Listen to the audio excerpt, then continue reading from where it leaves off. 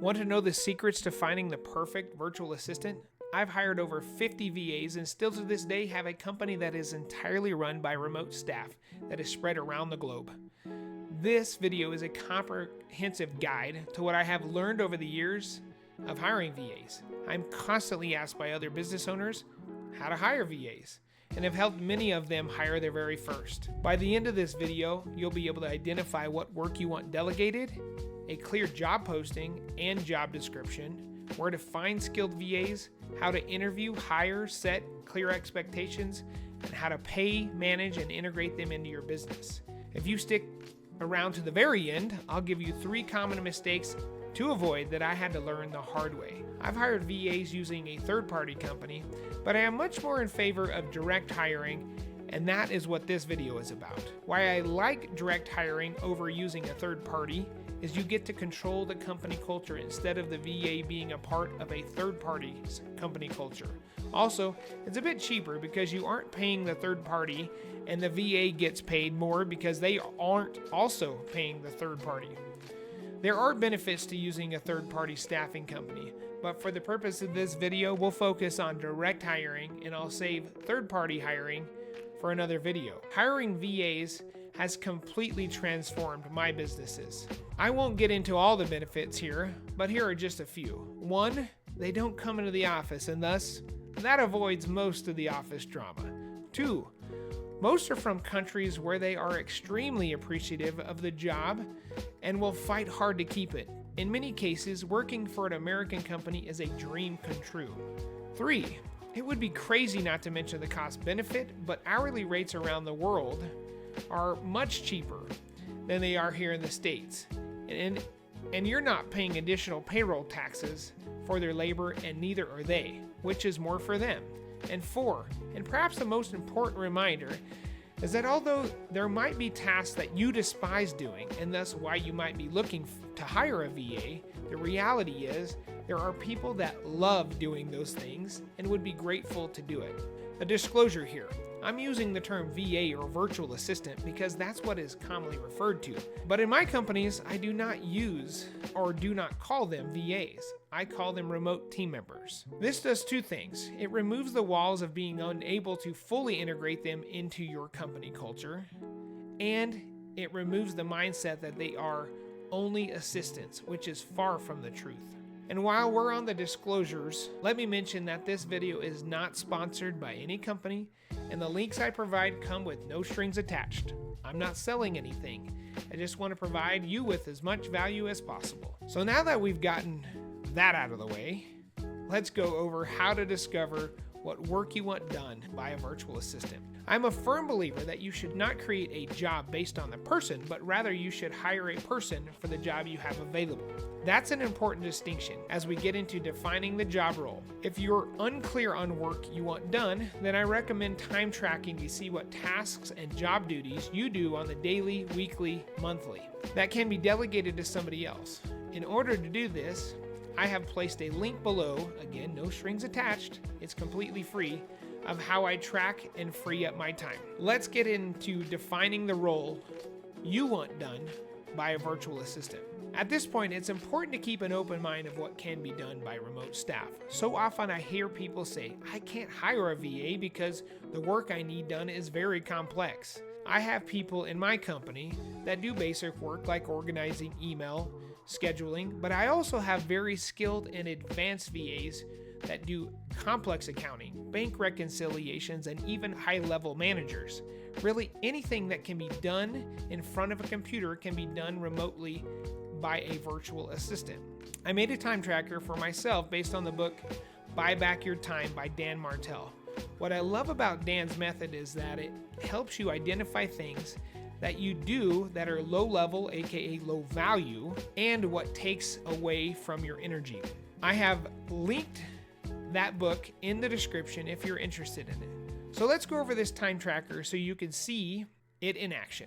So as you can see, I like to track my time in 15-minute intervals, and you could customize this however you like. But the important thing is to track your time. Dan, again, what Dan likes to do is to label the task that you've done or the activity that you've done throughout the day by what gives you energy or what takes away from your energy. And that's what's in green and red here. And you're going to see as you track your day, it might be a day that's full of red and you did a lot of things that didn't give you much energy. And those are just great opportunities to delegate out. And then he also suggests putting a dollar amount by the task. And I'll just put a dollar here, and that's me getting ready. I can't delegate that. But say for instance, I'm checking email. I don't love checking email. Oops, I put it in the wrong column, but right here, email. And this would be something that I would label red because it takes energy away from me. So you're just gonna place that here, and that's gonna be your first red. But anyhow, the point here is to really figure out what you do. You'd be surprised if you don't track your time at all. You're gonna find out that by tracking your time, you do a lot more low value things than you probably can imagine. You're gonna find out that you do things that take a lot of energy away from you. So these are perfect opportunities to hire somebody to do that. And as you work through this, the $1 and $2 tasks, this is somebody that can be given to a virtual assistant or an employee at the buyback rate, and we'll talk about that in a second. Neutral can or may not be something that you should delegate out, or meets or exceeds your hourly rate. And you're going to use these dollar signs and these 4 columns here. So what is the buyback rate formula? According to Dan, and I really like this because it's simple, is that you take your annual income, divide by the number of hours that you work per year, and then divide that by 4. And that's the buyback rate. So the example, if you make $100,000 in a year and you work 40 hours a week in 52 weeks of the year, then you would have a $12 an hour buyback rate because you divide that by 4. Hopefully that makes perfect sense, but do the math. It's super simple. So if you make $100,000 a year, that we know that we can buy back your time, at least these 2 task columns, to $12 an hour. $12 an hour can get you a lot of skilled virtual assistants, especially in places like Mexico, the Philippines, Honduras, there's Central America, Panama. I've hired in El Salvador and so on. So that's a good, healthy budget for you. Again, I recommend you tracking at least for 2 weeks. If your job or your role is more cyclical than that, like say that you do tasks that are monthly or quarterly, then track your time over a longer period of time. But the point is to really wrap in as many tasks as you possibly can and track them so you know exactly what you can delegate and what you shouldn't delegate. Now that you know the tasks that you want done, those tasks can now create a job listing and also a job description. I have provided a marketing job posting or a listing and a job description in the description below. But let's walk through the one I have created. In the job description here, it's nothing special. These are job descriptions. It's not crazy to build these. But this is a job posting specifically, and I have a job description here as well. But the job posting, I think, is what is really important about this, is to be clear about what you are looking for in a person. That way that you're attracting the right people to your job posting or your position that you have available. If you have more information, get more detailed. So like the position that you're hiring for, say for instance, it's a real estate transaction coordinator or something. Do actually say that, real estate transaction coordinator, virtual assistant, or something on that lines. The location that you're hiring for obviously is remote, but what hours you're looking to hire them. You want them to work the Eastern time zone. I would be very clear with that. Also, the overview, be as clear as you possibly can. I think where the responsibilities you want them to have, but let's get into the requirements here. I think this is important. So often I see a lot of applicants that don't have good English skills. not everybody has to have good English skills maybe to be a good virtual assistant, but if they're forward facing and they're talking to your customers, answering your emails and whatnot, then clearly you want them to have good English skills. I've noticed that depending on the industry, but some of the industries I've had, people don't really tolerate a strong accent or a foreign accent. As well, they're getting better about that, but anyhow, that has been a problem in some areas. So make sure that your job posting, your listing here, says exactly what kind of communication skills that you want them to have. Excellent English and communication skills, both written and verbally. Again, reiterate the hours that you want them to work. Do you want them to work their hours? Say they're in the Philippines, they're, 8 hours in front of us. Or do you want them to work your time zone, the Eastern time zone, Mountain time zone, so on? You want them to have strong organizational and multitasking skills. I'm not a fan of multitasking, but this is one I created. High-speed internet. Do they have a computer and a headset? So let me give you a little story here. I require all of my virtual assistants, my remote team members, to provide their own computers. But I didn't used to require them to have a headset. And I had a VA that I started getting complaints about because our customers could hear a rooster crowing in the back. And so we actually purchased a noise canceling headset for him. And so that was solved. But anyway, that was a learning lesson there. Proficient in various communication and scheduling tools. So are they familiar with Slack? Do they know how to use Google Calendar? Those types of things. Are they familiar with certain CRMs? Experience in sales support or customer service rules. The benefits that you have as a job. One of the benefits that I like to have for mine is unlimited time off. That's one benefit I would definitely share.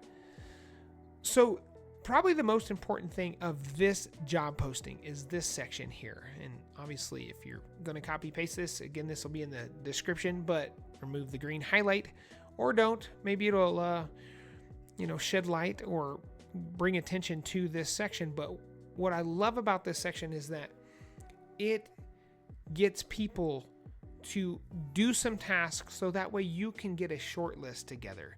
What you'll find is that you're going to get hundreds of applicants, and it's really hard to go through hundreds of applications. It's actually miserable. I wouldn't recommend that to anybody. But one way to actually get people to surface that are organized, that read directions, that really want the job, is to give them some tasks to do. So it says interested candidates should email their resume to the certain email address. In the body of the email, not an attachment, but in the body, answer these questions. What is your hourly rate and full-time salary? You're looking for, is that going to meet my buyback rate? What computer do you use? What is your internet speed? And actually provide a speed test screenshot. They can prove it.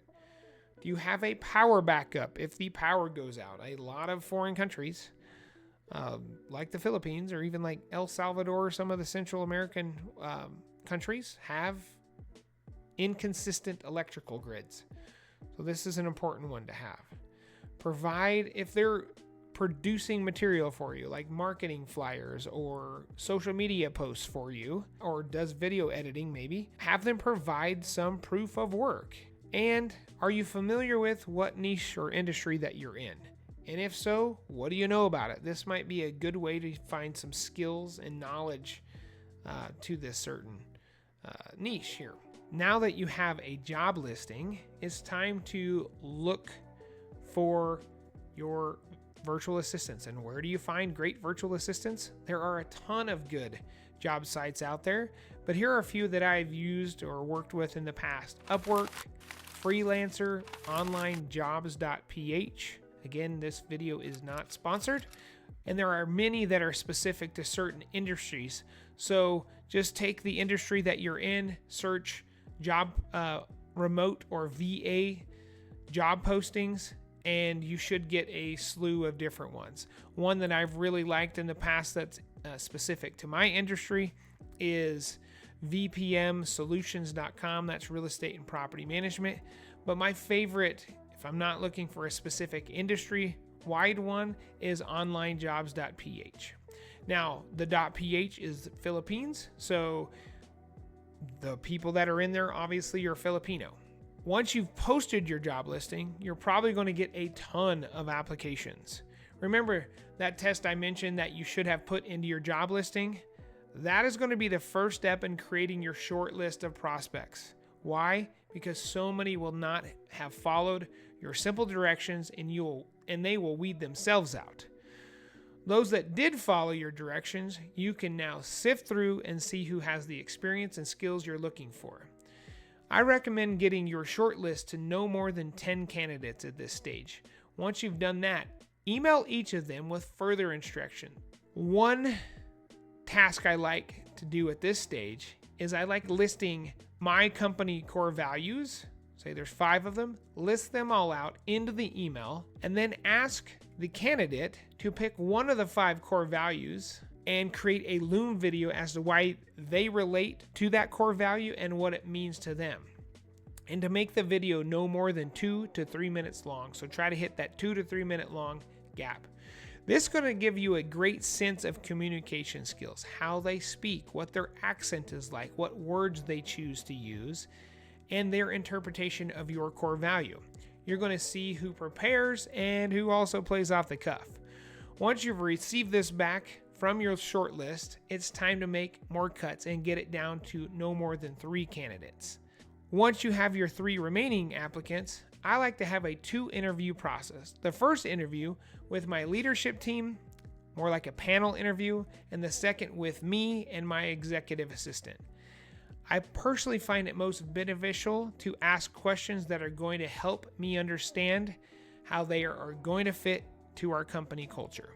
Over the years, I've noticed clear cultural traits from different parts of the world, and I want to make sure I find people that are going to elevate us as a company and fit into our company well. Back to our document here, and let me show you. I've put on here a list of my favorite interview questions, but one of my favorites here is like, who inspires you?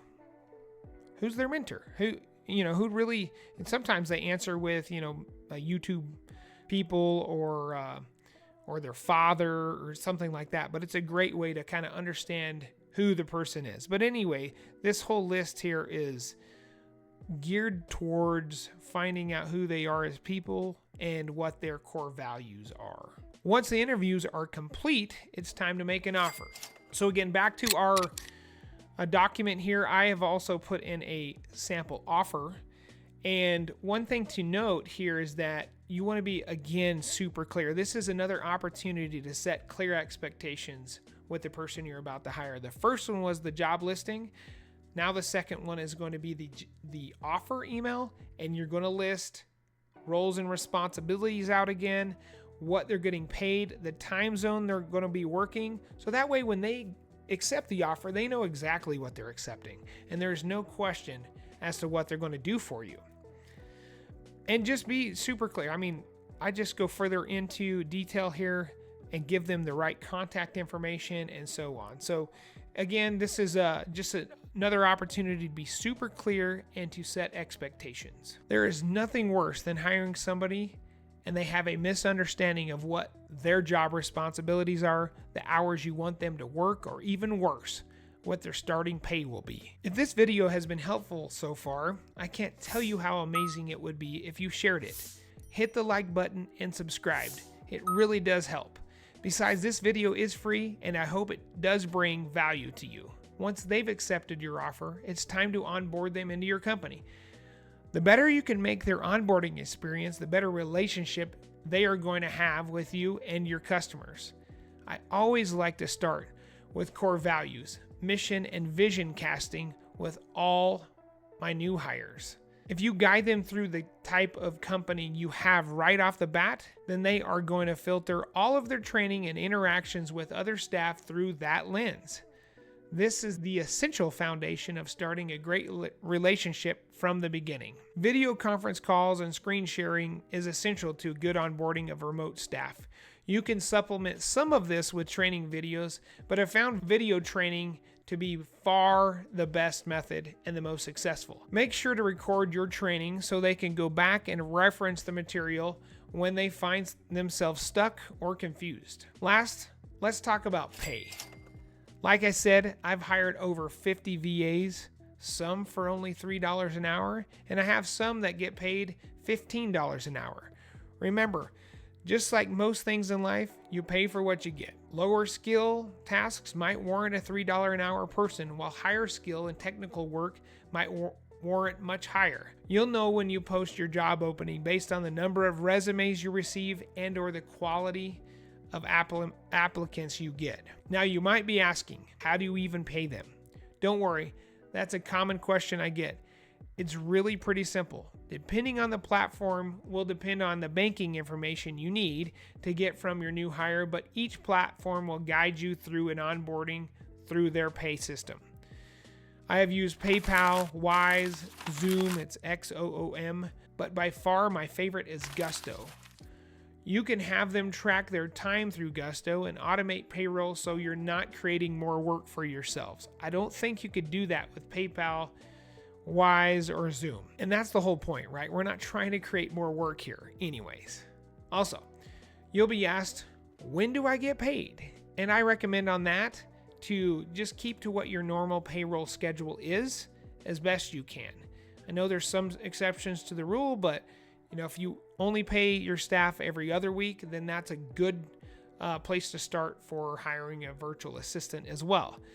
Some virtual assistants, and I found this is much easier, but paying monthly works out really well for them and for me. Again, we're not trying to create any more work. That's the whole point of this video. So keep to a schedule that you already have in place is the easiest way to go. For the ones other than Gusto, I found that it's very manual. So you got to calculate the time, multiply by the hours, just like any basic math equation here, nothing too special. But again, it's just a lot more manual than Gusto is. Each of these platforms will do the exchange rates for you. So whatever the exchange rate to their particular country, their country dollar amount or whatever, their currency, then that is done through the platform itself, and it makes it super easy. I like to lock in the rate in their currency, not US dollars. But that doesn't always happen, but I like to do that because fluctuating currencies is kind of a pain to deal with all the time. But lock it into a US or their country currency makes it a lot easier. Now, here's the 3 common mistakes I promised you at the very beginning. First, thank you for sticking around. I truly hope this video helps you hire a real rock star and allows you to buy back time while elevating your business. Okay, mistake number 1, hiring someone that has a second job and is doubling their work hours. Now, if you don't expect them to work only exclusive for you, this is totally okay. I have some that don't work exclusively for me, and I'm totally okay with that. But some of my higher skilled and more, what would you say, more focused work that I want done, I do want them to be exclusive to that job. And so we say that on the front end, it's in our job offer actually, and then our agreement with them that they will be exclusive to this job. And if they were found working another one, then they would be let go of this one. And the reason for that is that I found in those, they're doubling. So they'll work 40 hours for us and 40 hours for somebody else, and they're actually working the same time in 2 places. So it feels like theft. But anyhow, set this expectation up in the front. If you are hoping to hire somebody exclusive to your company, set that expectation up at the front. There are tools like Time Doctor that will help you track their time, monitor their computer work, and take screenshots of the work that they're actually doing. It does sound a little bit intrusive, but believe me, it can save you a lot of heartache. Mistake number 2, not being detailed in what you want them to do for you. The clearer you are, the more successful the both of you are going to be. So be as clear as possible. It's okay to feel like you are Giving way too much detail, don't assume that they're going to know what you mean. Mistake number 3. It's not a set it and forget it strategy. Just like any team member, they have to be managed, mentored, and given the tools to succeed, so act accordingly. So that's it. Thank you again for watching. I hope this video has been valuable. If so, hit the like button so YouTube knows to keep showing it. Be sure to subscribe and share it so it can help as many people as possible. Thanks again.